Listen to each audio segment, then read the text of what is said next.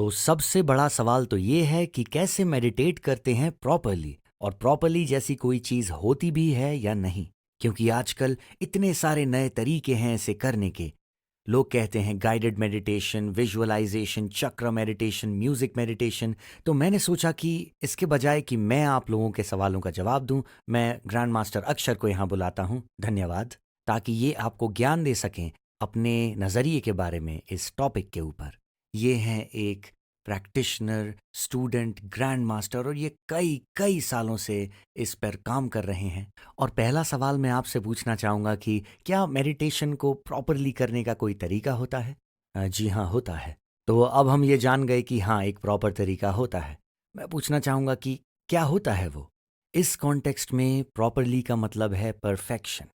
इसका मतलब ये है कि जब आप मेडिटेट करते हो, आपको उसमें परफेक्ट होना है। यानी कि आपको मेडिटेट करना है परफेक्शन के साथ।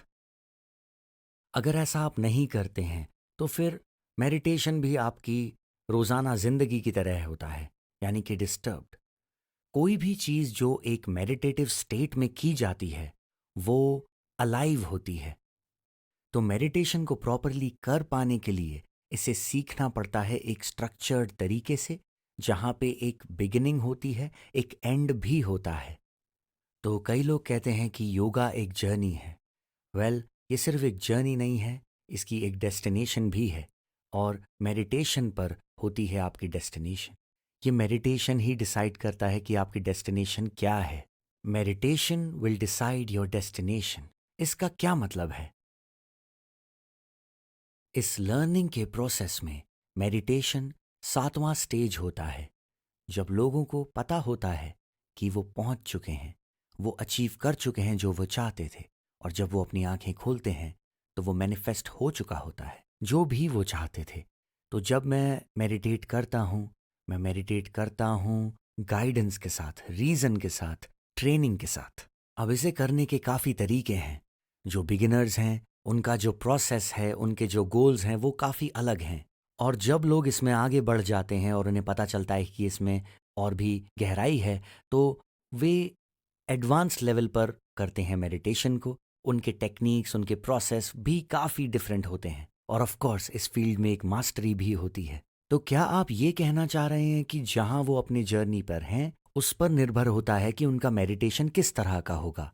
तो आप मुझे बताइए कि आपके क्या ख़्याल हैं इस बारे में कि ये जो योगा है, मेडिटेशन, स्पिरिचुअलिटी, ये सब जो कॉन्सेप्ट्स हैं, अब ये बहुत पॉपुलर हो गए हैं, और बड़ी अजीब सी चीज़ें आ गई हैं। एक चक्रा ब्रेसलेट है जिसे पहनने से लोगों का चक्रास खुल जाएंगे। तो आपकी क्या राय है इस बारे में? क्योंकि लोग बात करते हैं गाइडेड मेडिटेशन की, विजुअलाइजेशन की, सबलिमिनल मैसेज मेडिटेशन की, चक्रास, और एफर्मेशंस। तो क्या ये मेडिटेशन है, या फिर हम किसी चीज़ पर बस फोकस कर रहे हैं? क्या है ये?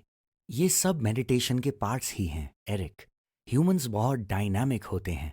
अगर मैं एक प्रैक्टिशनर हूँ, तो मुझे हर दम पता रहता है कि मेरे साथ क्या हो रहा है। और यही जीवन है। हम धीरे धीरे सीखते हैं। ऐसा कभी नहीं हो सकता कि इंस्टेंटली किसी को मेडिटेशन का रिजल्ट मिल जाए। तो ये एक ऐसी चीज़ है जो धीरे धीरे अनुभव के साथ आती है। आपके फेजेस होते हैं। आप देखोगे सबलिमिनल मैसेज मेडिटेशन, आप देखोगे विजुअलाइजेशन, मैनिफेस्टेशन मेडिटेशन। ये सब इन लोगों के एक्सपीरियंस का पार्ट बनता जाता है। जिस तरह से आपने कहा कि ये सारे के सारे कॉन्सेप्ट पॉपुलर हो रहे हैं, मैं बस आपसे ये कहना चाहता हूँ कि ये एक अच्छी बात है, क्योंकि कम से कम ये लोग एक सही दिशा में जा रहे हैं। आप भी बहुत बढ़िया काम कर रहे हैं लोगों को इसके बारे में जागरूक करने के लिए, ताकि सब लोग एक सही दिशा में जाएं, एक पॉजिटिव डायरेक्शन में। तो जब लोग एक सही दिशा में जा रहे हैं, तो हम लोग माउंटेन्स में काफ़ी स्ट्रांगली बिलीव करते हैं कि लेट देम डू दैट, करने दीजिए उन्हें। एक समय ऐसा आएगा जब वो जागरूक हो जाएंगे इस बारे में कि वो क्या चाहते हैं, और उस समय पर उन्हें पता होगा कि क्या करना है। तो जो लोग ये वीडियो देख रहे हैं और सोच रहे हैं कि मैं कौन सा मेडिटेशन चूज़ करूं, क्या आप उन्हें ये सलाह देंगे कि वो डिस्कवर करें डिफरेंट टेक्निक्स और डिफरेंट टाइप्स और फिर अपना डिसीजन लें? या फिर मेरी सलाह ये है कि आप अपने डिसीजन से डिस्टर्ब ना हो सबसे पहले तो। क्योंकि जो भी आप सीख रहे हो, उसे सीखने पर ध्यान दो। और ये मत सोचो कि आपने कोई गलत काम किया। और जब एरिक आपके साथ ये मैसेज पर्सनली शेयर कर रहे हैं, तो मैं ये कहना चाहूँगा कि आप अपने अप्रोच में थोड़ी सी सिंसियरिटी लाइए, थोड़ी सी पंक्चुअलिटी लाइए, वो बहुत ज़रूरी है। तो अपने डिज़ायर्स को और सीरियसली लीजिए, बोलिए हाँ मैं मेडिटेटर बनना चाहता हूँ। एक प्रोसेस से सीखिए। और जिसके साथ भी आप सीख रहे हैं, आप जिसको भी सरेंडर करते हैं अपनी एनर्जीज, प्लीज़ मेक श्योर कि वो अकाउंटेबल हैं आपके मेडिटेशन के लिए। ये वो चीज़ है जिसमें हम बिलीव करते हैं, जो हम सीखते हैं कि मेरा ये जो इंसान है ये अकाउंटेबल है मेरे मेडिटेशन के लिए। तो जो लोग ये वीडियो इस वक्त देख रहे हैं, मैं उनके लिए एक सवाल पूछना चाहूँगा। मैं बस सोच रहा हूँ वो सवाल जो काफ़ी बार पूछा गया है, शायद इन लोगों को जानने से बेनिफिट होगा कि मेडिटेशन क्यों करना है, क्यों ज़रूरी है मेडिटेशन, क्या होता है ये। ये लोग काफ़ी बार बस पोज करके एक इंस्टाग्राम फ़ोटो डालना चाहते हैं, बिकॉज़ ये काफ़ी पॉपुलर हो रहा है। पर इस सब का क्या मतलब है, किसे मेडिटेट करना चाहिए, क्यों करना चाहिए, होता क्या है ये मेडिटेशन? क्या आप हमें इसके बारे में अपना नज़रिया बताएंगे? लोग जो एक चाह रखते हैं, लोग जो यकीन करते हैं प्यार में, अच्छाई में, खुशी में, उन्हें मेडिटेट करना चाहिए। जो लाइफ में यकीन रखते हैं, क्योंकि अगर ऐसा नहीं है तो बस हम यहाँ पर इस वक्त हैं और अगले ही पल शायद नहीं होंगे। तो अगर आपको सचमुच यहाँ पर जीना है तो आपको मेडिटेट करना चाहिए। तो अगर ये मेडिटेट करते हैं तो इसके बेनिफिट्स क्या हैं?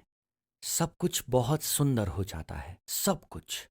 कोई भी चीज़ डिस्टर्ब नहीं करती, कोई भी चीज़ डिस्ट्रैक्ट नहीं कर सकती आपको। एक मेडिटेटर को हमेशा पता होता है कि क्या करना है, कब करना है, कैसे करना है, क्या वो एक्सपेक्ट कर रहे हैं, कब रिजल्ट आएगा, कैसे रिजल्ट आएगा। आप अपने थॉट्स के ओनर बन जाते हो, अपने पूरे एग्जिस्टेंस के डिसीजन मेकर आप होते हो तब। मैं जानता हूँ कि आप लोग में से काफ़ी लोग सोच रहे होंगे कि एरिक, मेरा स्केड्यूल बहुत बिजी है, मुझे बहुत सारी चीज़ें करनी होती हैं, मेरे पास ऐसा समय नहीं है कि मैं वहाँ बैठ के ध्यान लगा सकूँ। तो इन लोगों के लिए आपका क्या जवाब है? Prevention is better than cure. देखिए, आपको पेन या फिर मिज़री, किसी भी तरह की इन चीज़ों को सरेंडर नहीं करना है।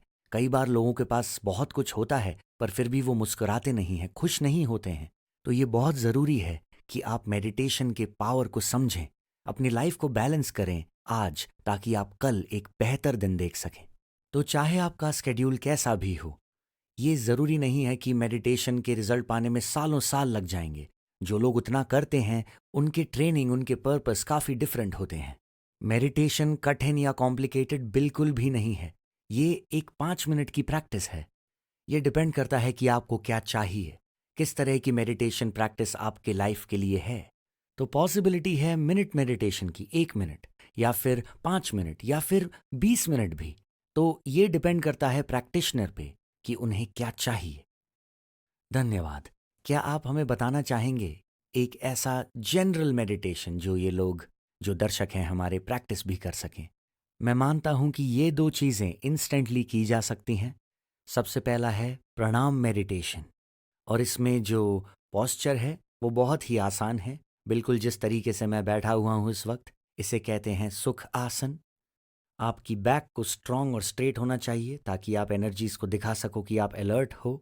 तो कीजिए प्रणाम और इस तरह से बैठ जाइए। किसी भी तरह के ख्यालों और इच्छाओं का मूवमेंट यहाँ पर ज़रूरी नहीं है, बस अपने प्रणाम को इस तरह रखें।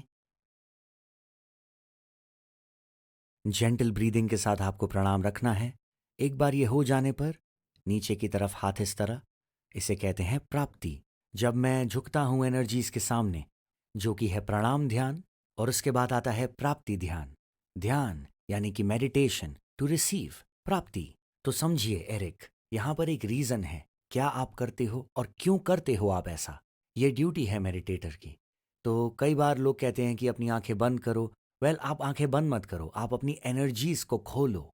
आंखें लोग बंद करते हैं क्योंकि वो फोकस नहीं कर पा रहे होते हैं। जब आप आर्चरी सीखेंगे, तीर कमान की कला, और हमारे मास्टर कहते थे कि एम करते वक्त अपनी आंखें बंद करो, और हम नहीं समझ पाते थे कि क्यों, पर एक्चुअली वो था ताकि हम अपनी सांस पर ध्यान दे सकें। और यही हम यहाँ पर ऑब्जर्व करते हैं। जो लोग मेडिटेट करते हैं, जो लोग बैलेंस्ड हैं, वो बहुत अचीव करते हैं लाइफ में। तो देखिए गाइस, कितना अद्भुत था ये। सचमुच यहाँ से आप कुछ सीख सकते हैं और इसे प्रैक्टिस करना शुरू कर सकते हैं इंस्टेंटली। एनीवे, अगर ये वीडियो आपको यूज़फुल लगा तो प्लीज़ हमें थम्स अप दीजिए, इस चैनल को सपोर्ट कीजिए और नीचे हमें कमेंट्स में बताइए अगर आपके कोई सवाल हैं। मैं हमेशा कहता हूँ पूछिए और आपको उत्तर मिलेंगे, तो ज़रूर पूछें। और फाइनली अगर आप नए हैं इस चैनल पे तो याद रखिए कि आपको सब्सक्राइब करना है और उस नोटिफिकेशन बटन को भी दबाना है, क्योंकि इस साल मैं बनाने वाला हूँ 3 वीडियोस हर हफ्ते डेडिकेटेडली, ताकि मैं आपको अकाउंटेबल रख सकूं इस साल को आपका बेस्ट साल बनाने के लिए। पर अभी के लिए नमस्ते।